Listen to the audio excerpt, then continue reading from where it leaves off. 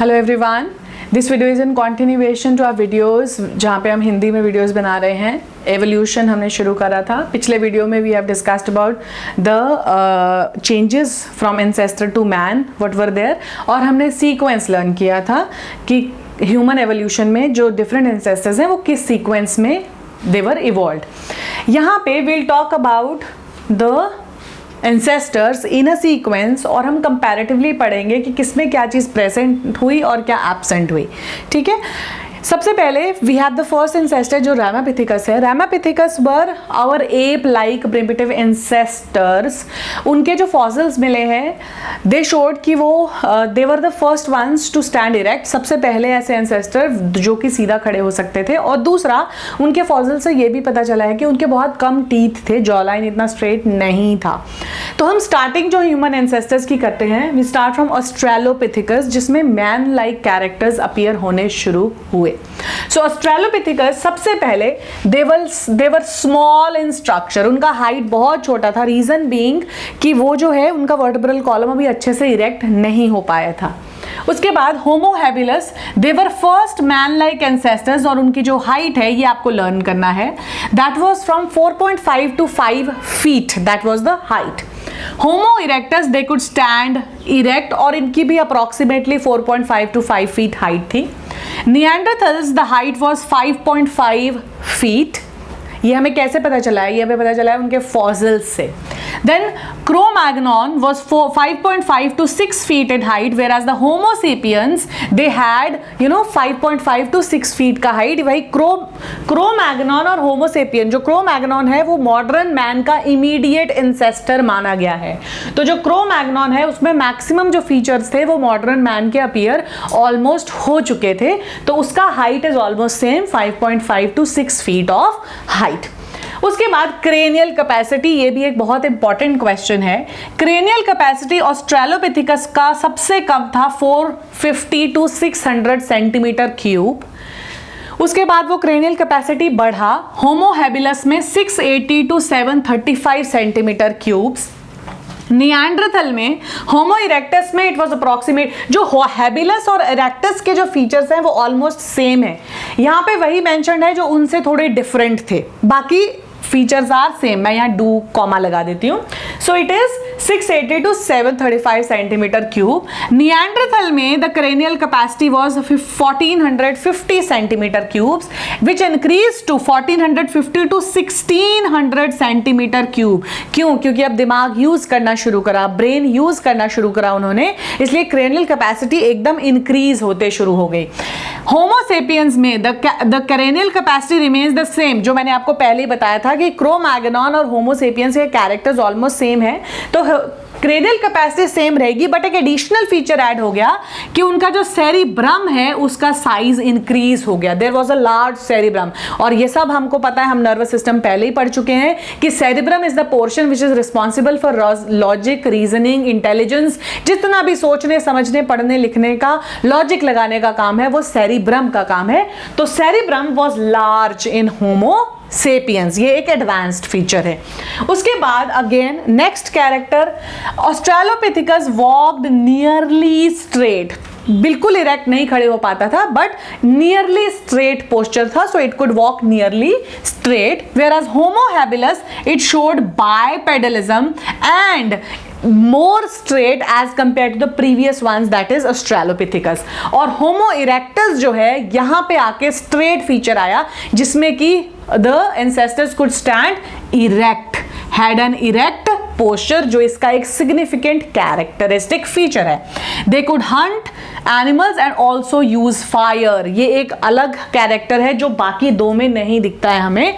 तो यहाँ पे they started hunting and also they knew how to make fire and started using fire। Neanderthals में पूरा बाइपेडलिज्म आ गया क्योंकि अब पहले से ही they were erect, तो they were erect and they showed complete bipedalism। Cro Magnon swift footed fine. Swift footed मतलब आराम से they could walk on without any fumbling and all. They were swift footed, बहुत तेजी से बायपेडलिज्म कर सकते थे. They were cave dwelling, made tools, they were good hunters. But यहां पे उन्हें एग्रीकल्चर के बारे में कुछ भी पता नहीं था. ठीक है, तो जो क्रो-मैग्नॉन थे वो केव ड्वेलिंग थे, उन्होंने केव्स में रहना शुरू कर दिया, टूल्स बनाने शुरू कर दिए. इरेक्टस जो था, it could Hunt and use fire. ठीक है, Neanderthals could Hunt and use fire, but crow-Magnon started living in caves और उसने टूल्स बनाने शुरू कर दिए हंटिंग के लिए. लेकिन अभी भी उसको एग्रीकल्चर और डोमेस्टिकेशन के बारे में कुछ भी पता नहीं था. Then comes the Homo sapiens. They were biped and upright, they had a mobile neck और उनका बाइनोक्यूलर विजन था. बहुत ही मॉडर्न कैरेक्टर्स. बाइपेडलिज्म एकदम एब्सोल्यूट हो चुका था. नेक जो है, they could rotate their neck, और बाइनोक्यूलर विजन जो है they was present in Homo sapiens. ठीक है, उसके बाद next we come to teeth.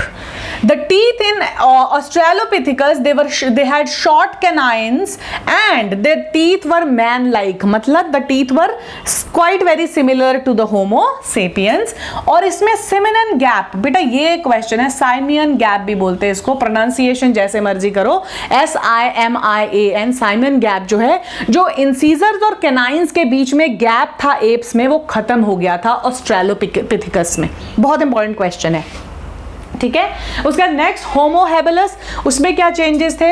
Large head था, प्रोट्रूडेड फेस, बाहर की तरफ फेस था, और बहुत छोटे कैनाइंस थे. ये हम पहले ही पढ़ चुके हैं. रिडक्शन ऑफ कैनाइंस जो है वो एक सिग्निफिकेंट फीचर था. सेम कैरेक्टर्स होमो इरेक्टस में. और निएंडरथल में हेड बिकेम लार्ज और ब्राउ रिजेस जो है वो अपीयर होने शुरू हो गए. And then we come to Cro Magnon. The skull was large, broad face, और इसमें भी brow ridges they started appearing. Homo sapiens में जो सिग्निफिकेंट फीचर आया, forehead was steep, brow ridges were there and chin की बात बाद में करेंगे. Forehead was there and brow ridges were there, और also their limbs become straight. अब क्रो-मैग्नॉन तक the limbs were not straight, but in modern man, in Homo sapiens, the limbs they became straight. Fine. Then protruding face in case of Australopithecus, the chin is absent completely. Chin develop नहीं हुआ है और brow ridges present है. Homo habilis का characteristic feature body hair present है उसमें अभी भी. ऑस्ट्रेलोपिथिकस में भी बॉडी हेयर है, होमो इरेक्टस में भी बॉडी हेयर है. निएंडरथल में बॉडी हेयर कम होने शुरू हो गया. There was no chin, chin did not form, but the body hair reduced.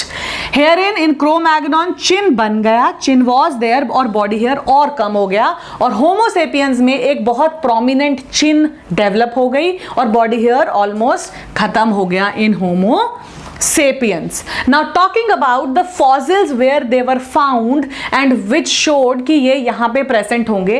Australopithecus, Homo habilis और Erectus के बारे में हम directly completely नहीं बोल सकते, but Neanderthals, their fossils were found in Europe, North Africa and Asia, which told us that they probably were, they started from there. Neanderthals. Cro-Magnon was found in Europe. इनके जो fossils हैं were found in Europe. And Homo sapiens, the first modern man, it basically belonged to the regions around Caspian Sea and Mediterranean Sea. So herein the fossils were found for these these ancestors. So this is a tabular comparative study of different characters in the of our ancestors. इसको आप अपने notebook में ऐसे ही note कर सकते हो और फिर इसको ऐसे ही लर्न कर लो. इसमें मैंने सारे इंपॉर्टेंट जॉट डाउन कर दिए हैं पॉइंटर्स, और इसमें सारे इंपॉर्टेंट पॉइंटर्स कवर हो गए हैं पेपर पॉइंट ऑफ व्यू से. So in our next video will start with human reproduction for grade 10th ICSE, CBSE also. So keep watching, liking, sharing, subscribing. Thank you.